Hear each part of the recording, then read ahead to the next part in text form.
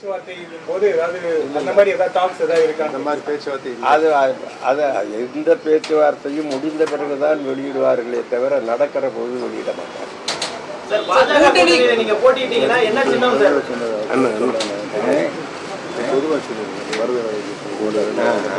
Sir கூட்டணி உறுதி செஞ்சா தாமரை சின்னத்துல போட்டிடுவீங்களா? அது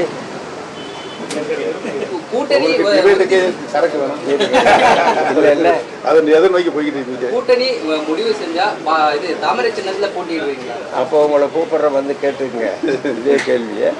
இன்னும் முக்கியமான ஒரு தகவல்,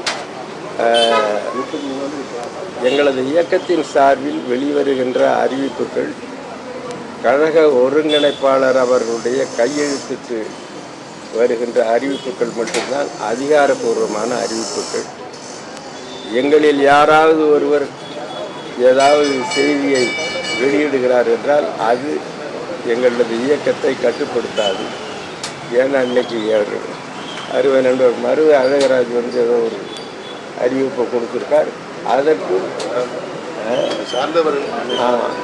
அதற்கும் எங்களுடைய நிலைப்பாட்டுக்கும் சம்பந்தம் இல்லை. அது அவருடைய சொந்த கருத்து. இது கழக ஒருங்கிணைப்பாளர் அவர்கள். தேசிய ஜனநாயக கூட்டணியில தமிழ்நாட்டுல உங்க தலைமையில தான் இந்த கூட்டணியா, பாஜக தலைமையில கூட்டணியா? ஏற்கனவே சொல்லியிருக்காரு பாஜக தலைமையில. பேப்பரே படிக்கிறது இல்லையா? அவங்க என்ன அவங்க தலைமையில தான் கூட்டணின்றாங்க. உங்களை ஒருங்கிணைப்பாளரே சொல்லியிருக்காரு பாஜக தலைமையில் தான் கூட்டணி. இந்த எலெக்ஷனுக்கு அவங்க தான் பொறுப்பு, அவங்க தான் நடத்தணும்னு வருகிறார்கள். இந்திய நாட்டை யார் ஆள போகிறார் இந்த தேர்தல்? ஆக தேசிய அளவில் தேசிய கட்சியா இருக்கிற தலைமையில் தான் கூட்டணி. எங்களை பொறுத்தவரையில நாங்க ரொம்ப தெளிவா இருக்கோம். இந்தியாவுக்கு அவர்கள் தொடரணும், அதுக்கு எங்கள் ஆதரவு. அதோட முடிஞ்சது. தேர்தல் வரட்டும், நாங்க என்ன அணுகுமுறைங்கிறத தெரிவிக்கிறோம்.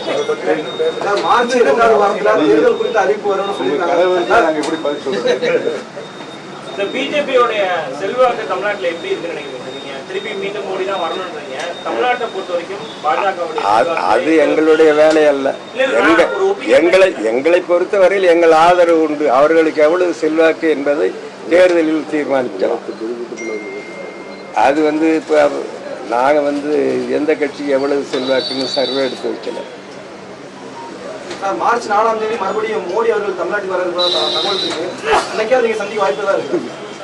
ஏங்க, நான் தான் சொல்றேன், ஏற்கனவே நாங்கள் சொல்லிட்டோம்.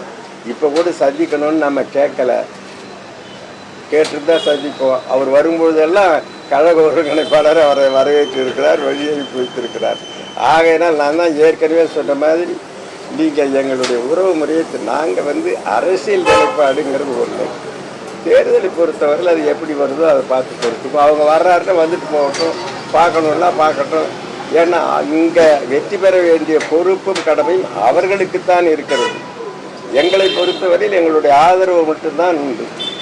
பாஜக கூட்டணியில இருக்கக்கூடிய மற்ற கட்சி தலைவர்கள்லாம் பிரதமர் கலந்து அனைத்து நிகழ்வுகளும் கலந்து கொள்றாங்க. நீங்க ஏன் கலந்துக்கல? அதான் நான் சொன்னேன், விருந்தினரை வரவேற்பது முதல் கடமை, வீட்டில் உள்ளவர்கள் சாப்பிடுவது அடுத்த கடமை.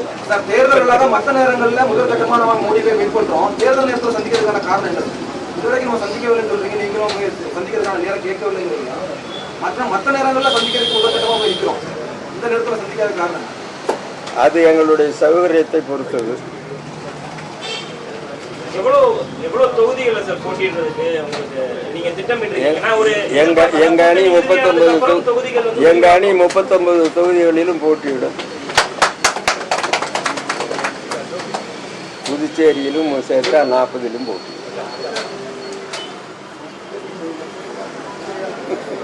கல்லே பேசிக்கிறீங்க, கேளுங்க.